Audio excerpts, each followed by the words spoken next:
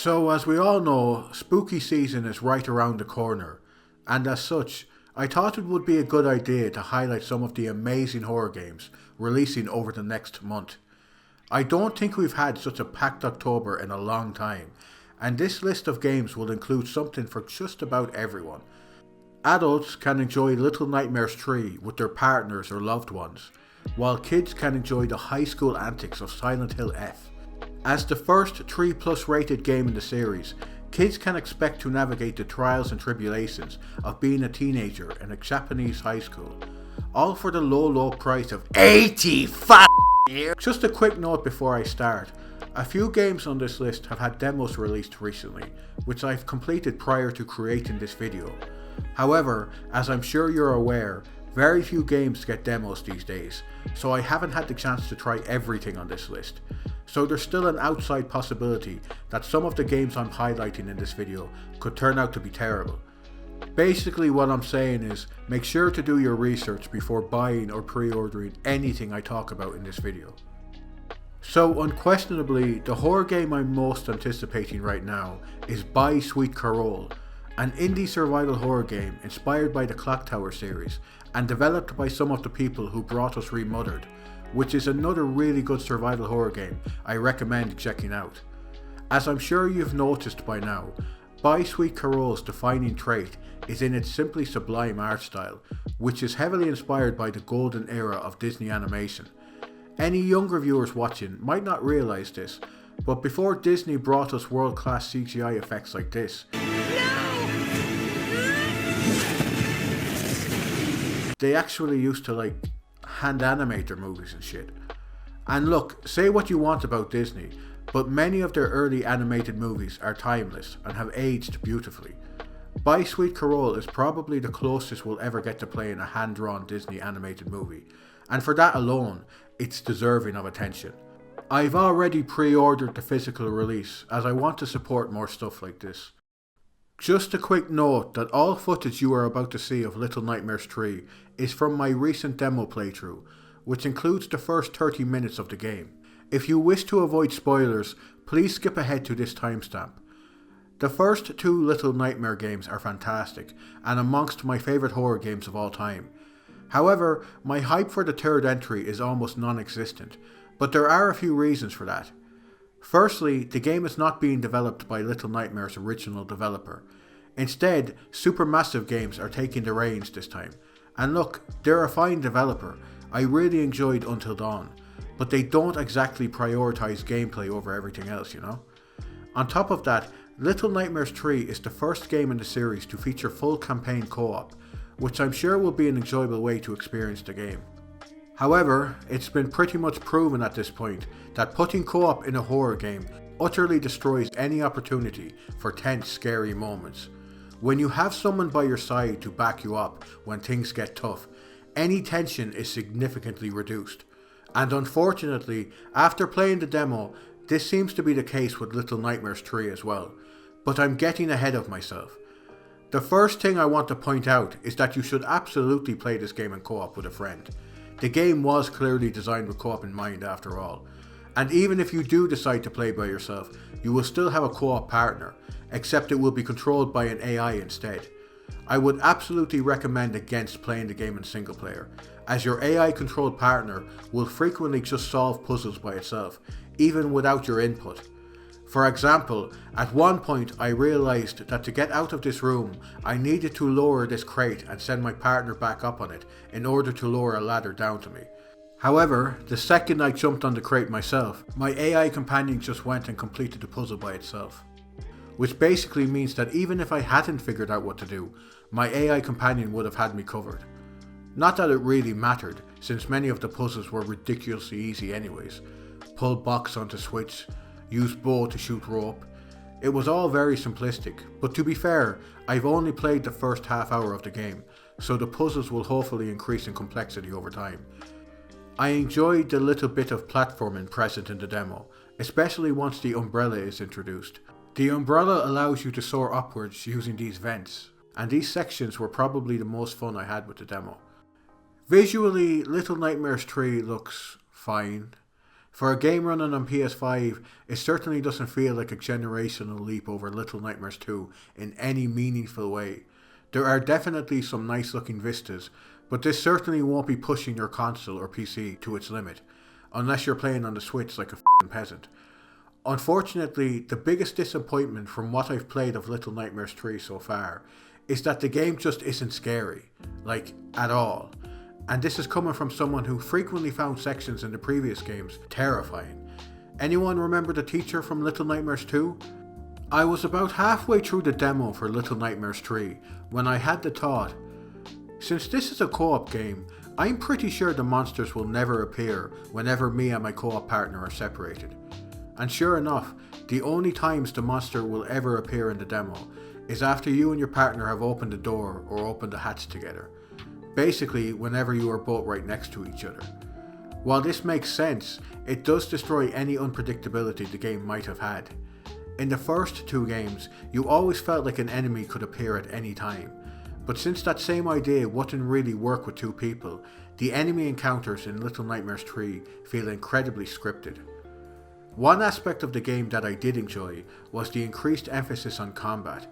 In one section, you are surrounded by bugs who fly around and attack you.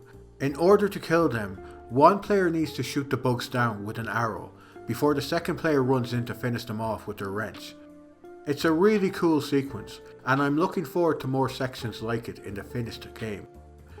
I know I've been very negative about the demo, but keep in mind I've only played a very small slice of the full game, and the finished product might be fantastic. All I can say so far is that from what I've played, it feels a bit lifeless. The environments are boring, puzzles are painfully easy, and most of the monster encounters involve doing the same thing we've been doing for 3 games now. Don't get spotted by the light, hide behind cover while the monster passes by. I was expecting more from the third entry in such a special series. This one could go either way. I certainly wouldn't recommend pre-ordering the game based off the demo, but with enough unique ideas, the final game could be fantastic. So at time of writing, the release of Silent Hill F is mere days away. The game is looking promising, although I'm not sure how I feel about the inclusion of Souls-like combat. Regardless, people who have previewed the game have mostly come away very impressed. However, unless someone gets me the game for Christmas, I don't plan to play Silent Hill F for a very long time. I simply can't justify paying €80 for a single player 8 to 10 hour experience. The last time I spent €80 on a game was for Donkey Kong Bonanza, and the only reason I did that was because I needed something to play on that €500 piece of shit I just bought. Funny story about that actually. So when I bought the Switch 2, the woman working behind the counter clearly couldn't believe that a man of my age was buying all this stuff for himself. So she started saying stuff like, you know, the new WWE wrestling game is out soon if you'd like to pre-order it for your kid. So to avoid embarrassment, I started concocting this mad story where I had a son, but he was still too young for wrestling games. So then I was like, I think he has a Bluey Plus at home. Is there a Bluey video game by any chance? And then she was like, oh yeah, of course. And she goes and gets me the fucking thing. I wasn't even aware there was a fucking Bluey game. And of course I didn't want the bloody game, so I had to say, that's nice. And I walked out. Anyways, what I don't understand about games costing €80 over here in Ireland is that €80 is like $93 fucking dollars in the US. Americans only pay $70 for their games, so why are we paying like 30% extra over here? I know some cunt will probably say, oh that's because of import tax or some shit like that, which is clearly bollocks anyways because the digital version is also €80. Anyways, rant aside, I hope the game ends up being good, and I'm still hyped to play it eventually. After the excellent Silent Hill 2 remake, and a remake of the first game also being recently announced, it feels like Konami is finally taking the franchise seriously again, which I couldn't be happier about.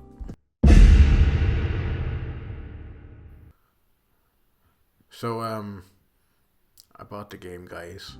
Okay, so because I clearly don't know how to manage my time properly, in the week since I started writing this video, Silent Hill F has not only released, but I've completed it. I know someone in the comments is going to start complaining, but weren't you just saying that you weren't going to spend 80? Yeah, dickhead, I did. but since I want a new Sonic racing game anyway, I decided to buy Silent Hill F and then trade it in afterwards for Crossworlds. I'm only going to give my very brief thoughts towards the game here, and none of my footage will contain spoilers. Silent Hill F is a good game, however I can't say that I enjoyed all of it.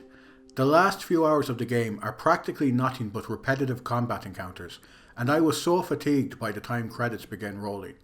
The first few hours, however, were great. There is a short section during the opening hour where you have no weapons and have to sneak by the monsters in the town, which I thought was fantastic, and I just wish there had been more moments like this. On top of that, I actually liked the weapon degradation system, as it punishes players who try to take on every enemy in the game. There were a few moments where I actually had to run from an encounter because all my weapons broke, which really helped ramp up the tension. Keep in mind, however, I was playing on hard, so weapon degradation may be more lenient on easier difficulties. Speaking of playing on hard, I found the game to be incredibly challenging at times, especially during boss fights. I even died so much during certain encounters that the game would occasionally ask me if I wanted to lower the difficulty. I was wrong about Silent Hill F having a Souls-like combat system. However, some combat encounters are just as difficult as anything you'd find in a Souls-like. I found the game's puzzles to be surprisingly well designed, although some were needlessly cryptic. For example, one puzzle requires you to open a box by revealing certain symbols. Most symbols are easy enough to recognize. However, there were a few where I was like, the fuck is that supposed to be? However, the majority of the puzzles felt like a rewarding challenge. I was actually surprised by how scary I found the game at times, especially during the school sequence. This area has these incredibly creepy mannequins, who may or may not move about when you're not looking. もうじき壊れるな。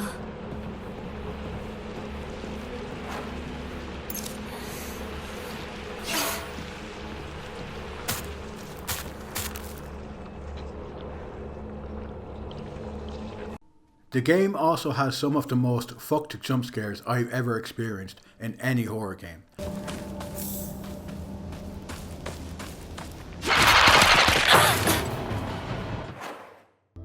The story was fairly engaging. It was quite confusing at times, but I think that just added to the mysterious quality of the whole thing. There were also some fucking gnarly cutscenes, which almost bordered on exploitative at times. Basically, the game absolutely earns its 18 rating. So I was really enjoying the first half of Silent Hill F, but during the second act, something happens that changes the whole dynamic of the game. I won't spoil it here, but if you've ever played Bloody Roar, you'll get the general idea. Get ready, fight!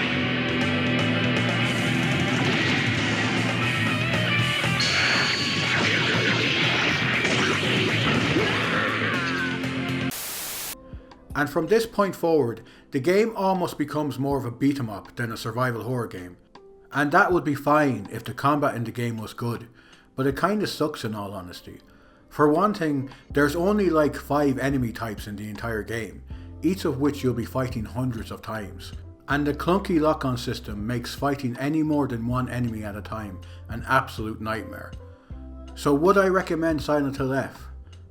Not at fucking full price I wouldn't. It's a good game, but 2025 has been one of the best years for games in a long time, and I just feel like there's a lot better stuff that you could be playing right now. If you want something spooky to play for Halloween, then absolutely go right ahead, but in my honest opinion, I'd recommend waiting for a sale before taking the plunge. It's been a few years at this point since the original Tormented Souls released, and I stand by the opinion I gave at the time, that it's one of the best classic survival horror games ever made. Despite having a weak, confusing story, Tormented Souls more than made up for it with a fantastic setting, great monster design, and some of the smartest puzzles featured in any survival horror game I've played. You can get the game for practically nothing these days, so if you haven't played it yet, there's literally no excuse anymore. I played through the Tormented Souls 2 demo this past week, and if my early impressions are anything to go by, this game is shaping up to be one hell of a sequel. First things first, this has to be the greatest demo I've ever played. It's positively massive and shows off a huge chunk of the game. There are multiple secrets to find, weapons to craft, and puzzles to solve. The entire thing took me well over an hour and a half to finish. In fact, I'm a bit worried the developers may have given us too much here. I mean, this demo alone almost feels like a complete game had it released from a smaller indie studio. So my advice would be that if you're still on the fence about whether to pick this game up or not, definitely go check the demo out.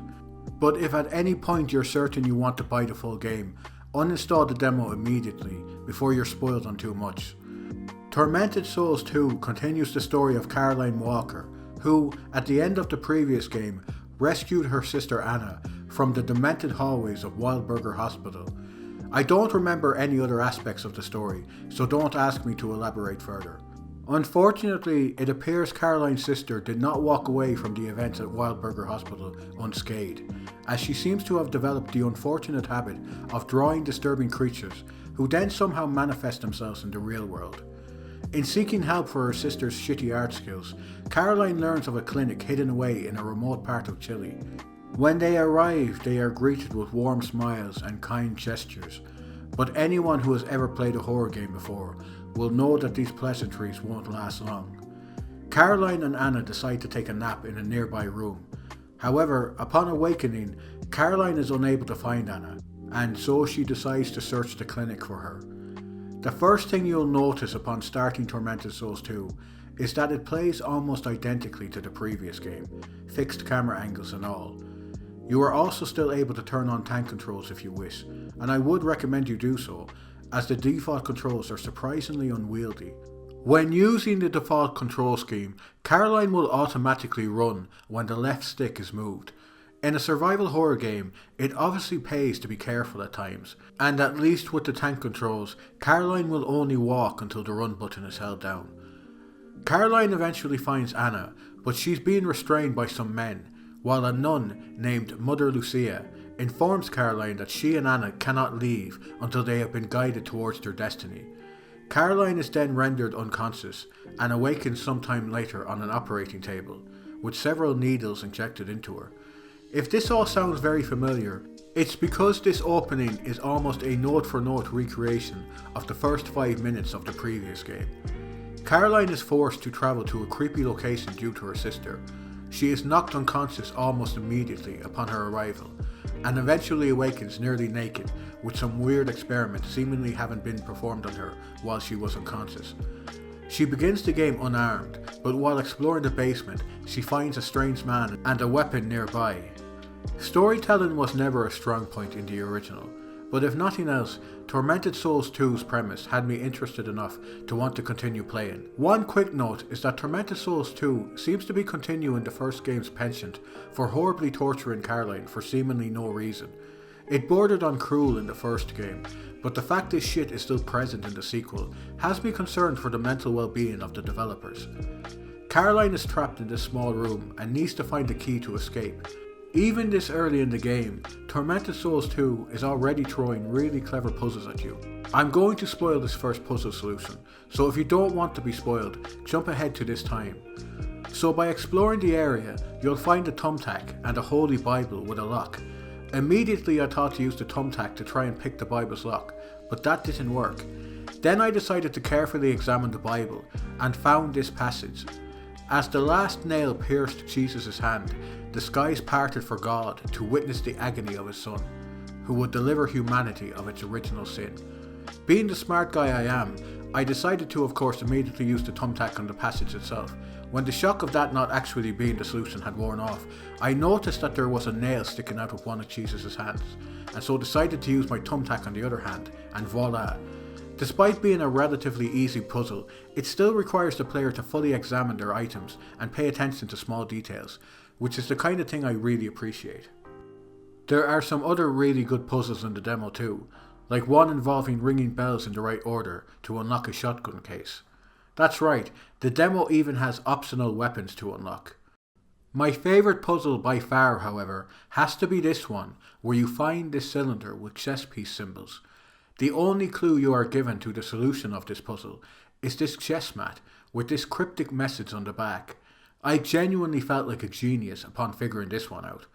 The first Tormented Souls had some fantastic puzzles, and I'm delighted to see the sequel continuing this trend.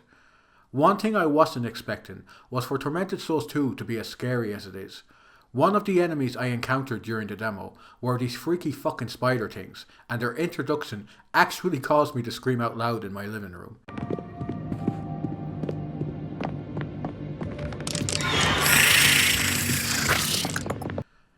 Every time these guys announced their presence with their terrifying screams, I wanted to run for the nearest door as quickly as possible.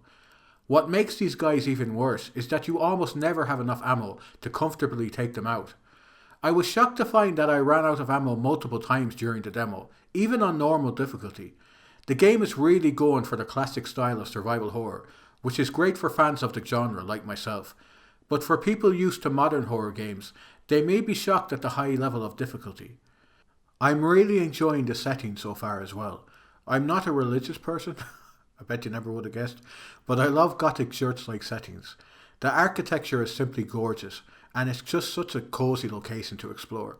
The story also seems to be diving into religious extremism, which is a subject I've always found fascinating.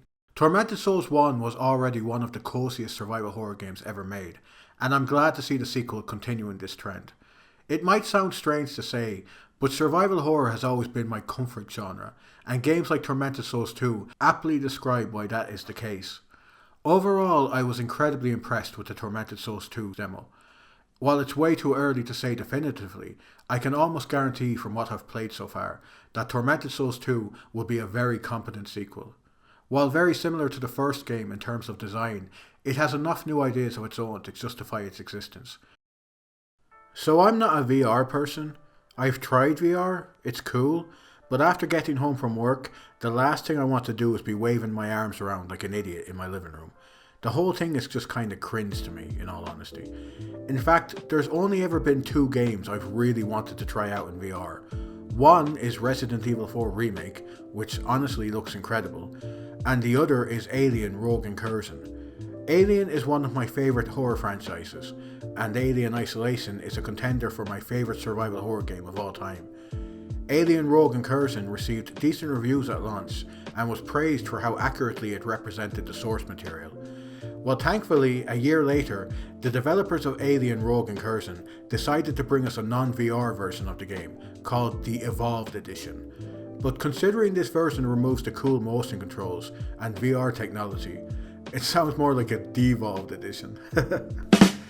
Alien Rogue Incursion plays more like a traditional first-person shooter than a true survival horror game, but it still looks like a hell of a lot of fun. I've also heard some good things about the game's story, despite it apparently ending on a bit of a cliffhanger. On top of that, despite being a full-length experience that will take most players 8 hours to complete, it only costs $25 to buy, which is a complete steal in my opinion. Really looking forward to this.